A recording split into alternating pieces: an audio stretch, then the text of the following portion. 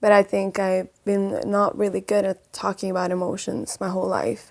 I have this way of kind of disconnecting, where I can talk about stuff, but I never get sad, like I don't cry. But now I'm a crier because therapy has helped, which is very confusing for me because I start crying at nothing and I'm like, what's going on? But yeah, I'm like allowing my emotions to be present, not be embarrassed by it. Yeah. Sadness isn't embarrassing.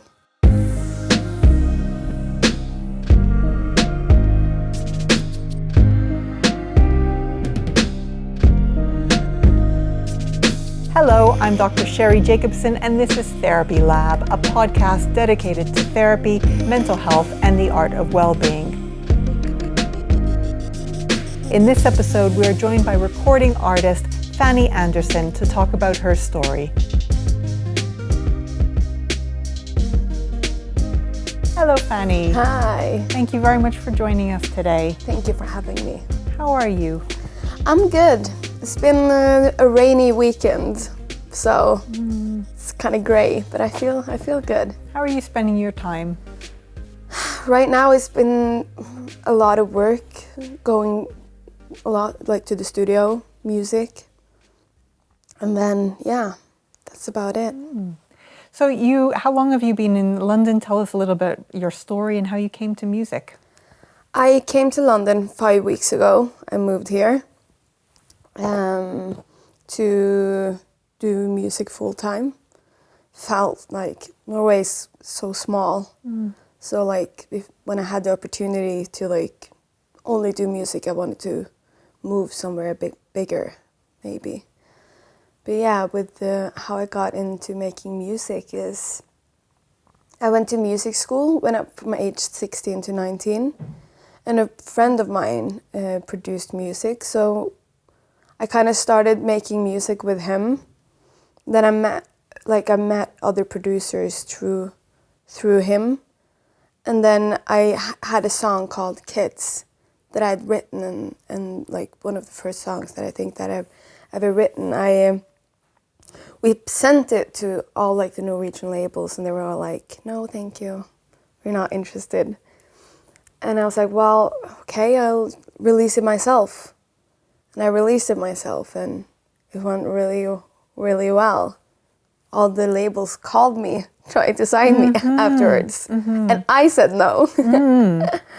So yeah, that's about how I was on the end. Like my thought was, okay, I want to release this song, and then I'm done. Like I've now had like 2 years without going to school. I have to do something. I can't continue. So then I released it, and I was like, oh, okay.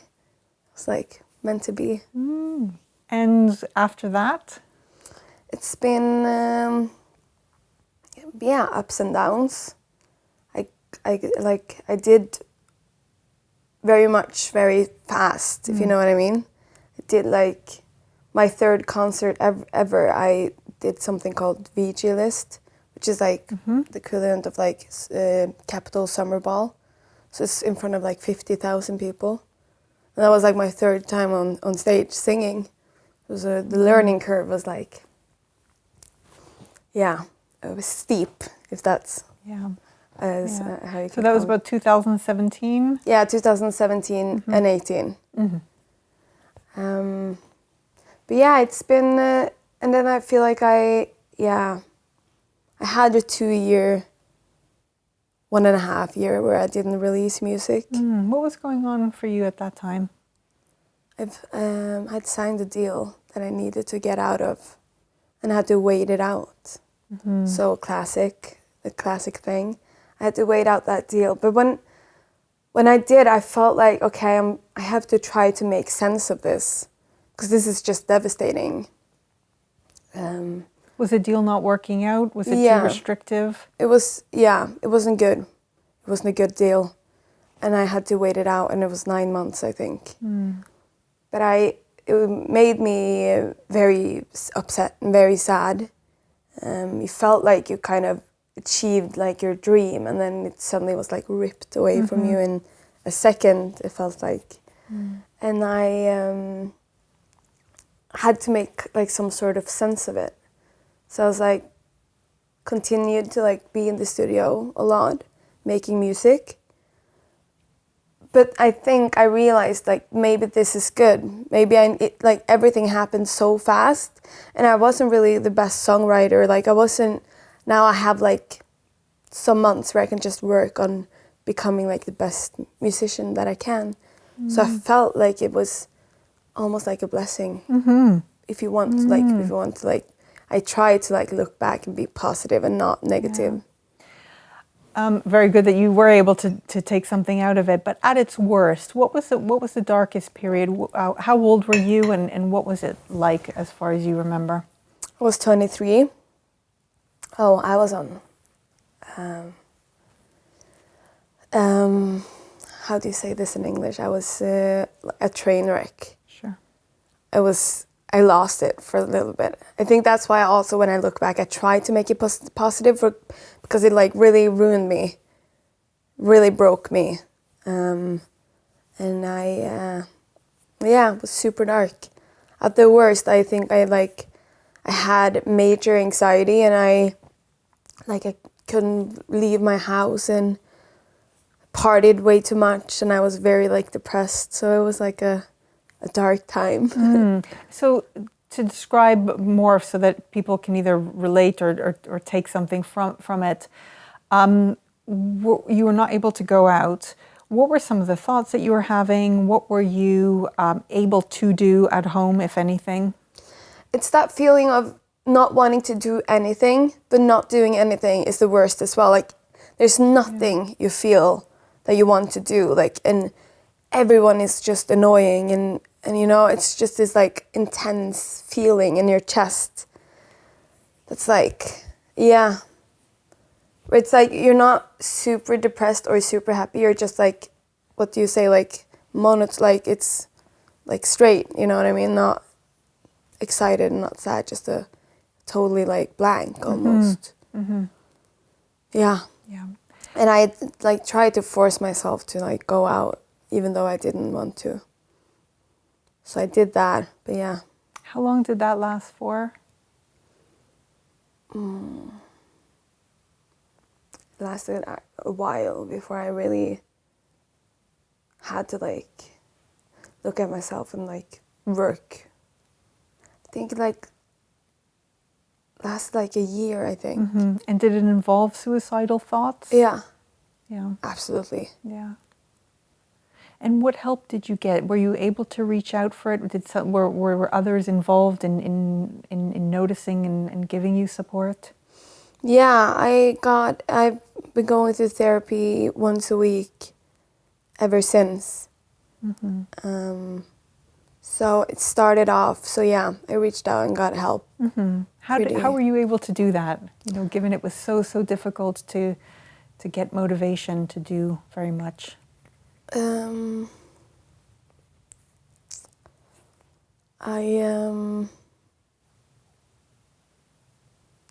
ended up like one time I was partying really hard, and I ended up at the hospital. And the morning I had to sleep there, and the morning after I kind of realized this was my breaking point. Yeah. This is not good at all. Yeah. So I remember then a doctor came in, and they like gave me this number to call. And they put me in, so I got help straight away. So yeah. Yeah. Very dark. Yeah. But you know, yeah, that's what happened. And who did you end up seeing at that point? Was it a doctor, or did you see a therapist right away? Therapist straight away. And you were meeting how frequently? Once a week. Once a week. And are you still seeing that same therapist? No, not when I've moved. I did until I moved. Until you moved. Okay. So let's talk a little bit about what you learned from therapy, what you thought was helpful, any parts that you didn't find very useful with your first therapist. I think my thing was when I started going there was I just want to be happy. I have this, like, I felt like I had this sadness inside of me that kind of, I just wanted to like wake up and feel good was like my main thing. And I think it helps you in a way where it's like, obviously you have to do the job, you know what I mean? But it's about like, yeah, we talked about a lot of stuff that I haven't really talked that much about, which I think is very good for you, and like made a lot of like realizations about myself with her, which I think was very good. And then also like going in and being very like, I am gonna be happy, like this is my goal. Then you don't like fight the process, you kind of lean into the process, and you want to get better. And the subject matter, do you feel that it was your career and your activity, present activities, that was the primary cause of the breakdown, or did you feel that it was your earlier experiences? I think it was a combination of everything. I think suppressed feelings throughout years and years, kind of, everything came to the top when that happened with the deal, was like the trigger, I think. Yeah. But I think I've been not really good at talking about emotions my whole life. I have this way of kind of disconnecting, where I can talk about stuff, but I never get sad, like I don't cry. But now I'm a crier, because therapy helps, which is very confusing for me, because I start crying at nothing and I'm like, what's going on? But yeah, I'm like allowing my emotions to be present, not be embarrassed by it. Yeah. Sadness isn't embarrassing. And rightly so. All emotions are welcome. Mm-hmm. With your second therapist, did you have to end because you had moved over here? Yeah. And what was that ending like? Since COVID, it was actually just a phone call. So we've done like therapy sessions over the phone during COVID. Mm-hmm. But yeah, no, it was a phone call. Was it a difficult thing to say goodbye to someone who's helped you through, or? No, it felt like maybe a bit right. Mm-hmm. I feel like, and no, it felt right. Mm-hmm. It felt good. How did you go about finding your newer therapist? I don't have a therapist. Oh, you don't have? So no. That's it. Okay. Is it something you would consider? Yeah. Or? I am a strong believer that everybody should go to therapy. Yeah. I mean, like everybody should. Even if they don't feel like they have an issue, I think it's good to kind of get to know yourself in that way. Mm-hmm. Very important. Yeah. So maybe something on the horizon for you, as well as working on your music. Is music therapy to you? Yeah. Has it always been the case? Yeah. It is kind of funny, because my next single, for example, is a song called Pretty Girls Are Never Lonely. Ooh. I don't know if I'm allowed to say that. Okay, should we scrap that one? My next single, I wrote both Wake Up and that song in kind of the period of breakdown, I would say. And it's a very sad song. And it's quite funny, because when I show it to my friends, they're like, it's so not me to be that, because I never am like an emotional type to talk about like my emotions with my friends and stuff like that. But I do in my music. I'm a person that kind of say feelings with quotation marks, because I get but in my music I'm like, I have no boundaries. So yeah, it's very much therapy. Yeah. I hope you're enjoying this episode of TherapyLab. If you'd like to transform your life with therapy, get 10% off your first session with any therapist on harleytherapy.com. Just use the code TherapyLab when you book your session.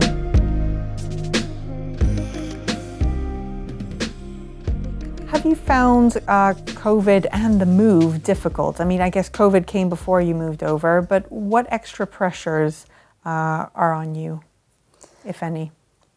The move has been way more difficult than I thought it was going to be. Mm-hmm. I'm a person that kind of jumps into things without thinking that much about it. And moving to London has been like, yeah, I'll do that. It's fine. Mm. And I've traveled here so much. Mm. But then I came here and I've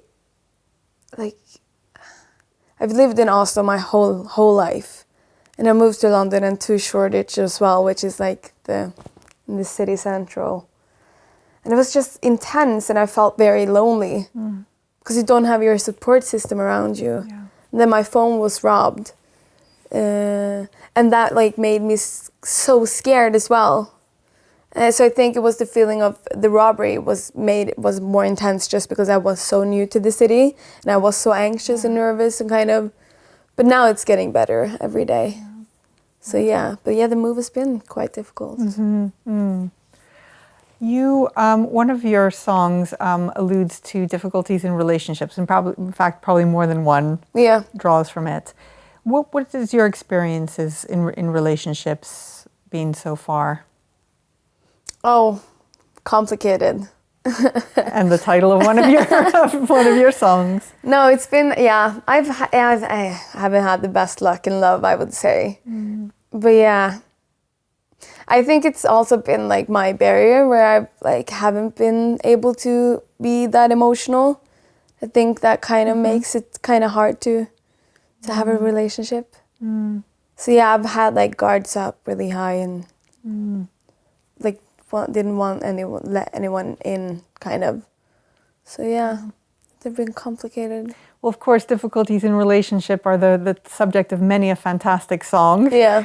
So you've got you've got material there. What do you do actively to keep yourself well? You're not in therapy, but are there any things that you do when you can detect that you're struggling that helps you?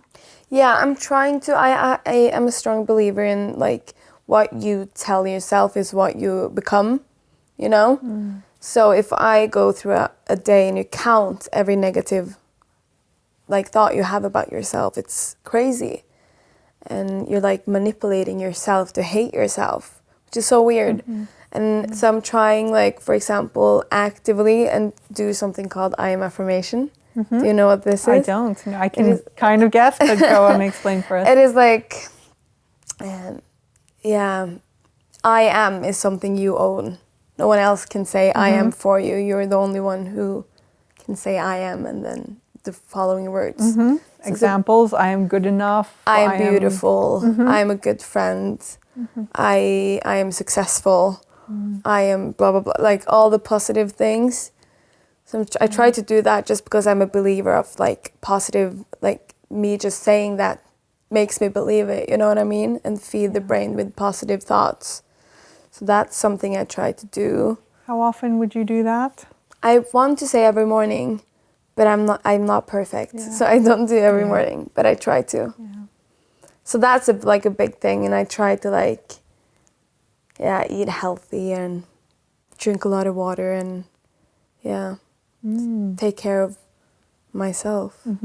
Because if you feel like shit, you often like but you felt like shitty things and you like you eat junk food and that makes you feel even worse. I feel like. Yeah. What's your daily rhythm and routine like at the moment? Wake up. I am affirmation when I wake up. Usually have bad time because I usually oversleep because I hate waking up. And then I go to the studio and I'm in the studio until like 6, 7, depends on the producer. Then I go home, make dinner, watch a show on Netflix, maybe go meet my friends. So yeah. We were talking before we started filming this conversation about online trolls. What is your online presence like and how do you deal with negative comments? And if you're okay to give some examples of it. I was a blogger when I was 16. So I've had like bad comments since I was very young. And I always like to say that it didn't affect me. But I remember like in 2018 when I was like at breaking point, I got a lot of like bad comments on this Norwegian app where you're like anonymous. And I remember it just felt horrible. Because I was like, you want to go to them and be like, I am a person too. I read this. I'm not like, what do you want out of it? And also, you want to like see that they're wrong. So I remember like, especially I did something called Senkveld, which is like was one of Norway's like biggest late night show host thing, and I did that, and I was like, I sang I sang, and the interview I was like, I was okay, like I did nothing wrong there. Go into the site and the whole page is like, I hate Fanny Andersen, and you want to like be like, but why do you hate me? Like, what have I done to you? So yeah, no, that affected me, but you try to like distance yourself from it, because obviously they cannot be very happy in their life since they're using it, commenting badly. The reason they have gotten a lot about my name, that I don't take that offensive. Just because I hate Fanny Andersen, I think she's ugly, that's like, oof. But then, your name is Fanny, do you know what it means in English? It's about my name, so I don't really, it's not about me personally, or like my singing or my music, so I haven't, like, that hasn't bothered me that much. I think what has bothered me has been like when people like say that I should do porn instead of music and stuff like that. It's just annoying. It's an annoying and rude thing to say. Yeah. And does it affect you less over time the more it occurs, or does it still hit a button for you? No, I think now it's different. I can like look at it and kind of distance myself from it. I think that's the most important thing. Yeah. Firstly, like not look at it at all, but then when I see it, I'm like, oh, okay, yeah.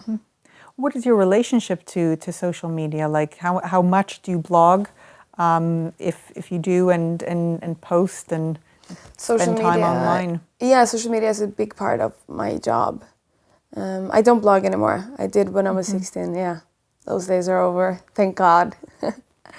But yeah, no, social media is a big part of my career, my job. So I spend quite some time on it. Yeah, I try to post like 3, 4, 5 times a week. And how does it make you feel? Is it something that contributes and adds to your work, professional life? Yeah, it depends. So it's like, like it's of course very important part as a musician and artist to have like a social media presence as well.